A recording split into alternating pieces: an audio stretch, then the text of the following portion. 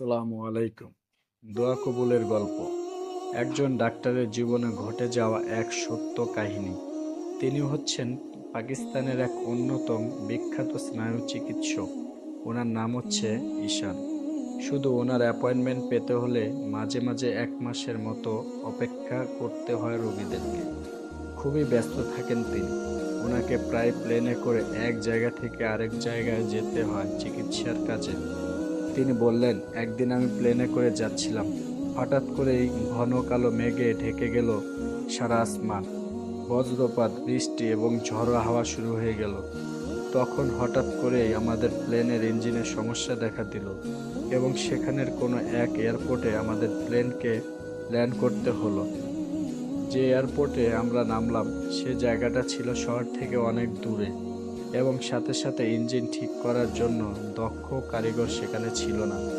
আমাদেরকে অপেক্ষা করা ছাড়া আর কোনো উপায়ও ছিল না। কিন্তু আমার জরুরি কাজ ছিল, সেখানে পৌঁছানো আমার জন্য খুবই জরুরি। আমি ক্যাপ্টেনকে জিজ্ঞেস করলাম, কতক্ষণ অপেক্ষা করতে হবে? ক্যাপ্টেন বললেন, ঠিক বলা যাচ্ছে না, কিন্তু অনেকক্ষণ অপেক্ষা করতে হবে। আমি বললাম, কিন্তু আমার তো সেখানে পৌঁছানো খুবই দরকার। ক্যাপ্টেন বললেন, তাহলে আপনি গাড়ি করে চলে যান না কেন? এখান থেকে মাত্র 3 ঘন্টার রাস্তা। এছাড়া আর কোনো উপায়ও ছিল না। তাই আমি গাড়ি করে রওনা দিলাম। কিছু দূর যাওয়ার পর আবার সেই ঘন কালো মেঘ, বৃষ্টি আর ঝড়ও শুরু হয়ে গেল। যেহেতু গ্রামের মাটির রাস্তা, তাই বৃষ্টির কারণে গাড়ি নিয়ে এগিয়ে যাওয়া সম্ভব ছিল না। কারণ বৃষ্টির কারণে রাস্তা এত কাদা হয়ে গিয়েছিল যে গাড়ির চাকা কাদার মধ্যে দিয়ে চলছিল না। তখন কিছু দূর সামনে একটা বাড়ি দেখতে পেলাম। ঠিক করলাম ওই বাড়িতে গিয়ে বৃষ্টি থামার আগ পর্যন্ত যদি আশ্রয় পাই তাহলে নামাজ আদায় করতে পারবো।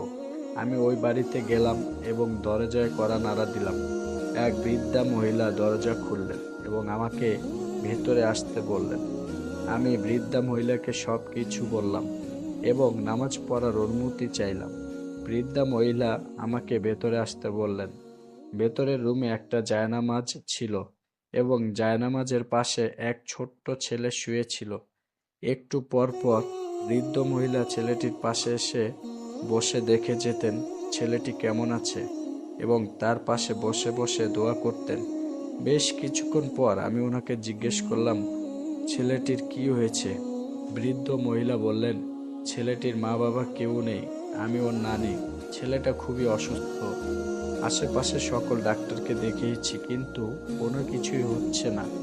এখানকার ডাক্তাররা বললেন শহরে একজন ভালো ডাক্তার আছে যে হয়তো এই ছেলেটার ভালো চিকিৎসা করতে পারবে। আমি অনেক চেষ্টা করেছি সে ডাক্তারের অ্যাপয়েন্টমেন্ট নেওয়ার জন্য, কিন্তু তারা বলেছে 6 মাস পর যোগাযোগ করার জন্য। 6 মাসের আগে সেই ডাক্তারের সাথে যোগাযোগ করা সম্ভব না। সেদিন থেকে আল্লাহর কাছে দোয়া করছি, হে আল্লাহ, আমাদের জন্য সহজ করে দাও। ছেলেটা অসুস্থ, হে আল্লাহ, আমাদেরকে সাহায্য করো। তখন আমি জিজ্ঞেস করলাম, সে ডাক্তারের নাম কি? বৃদ্ধ মহিলা বললেন, ডাক্তার ঈশান। এই কথা শোনার সাথে সাথে আমি কাঁদতে শুরু করলাম।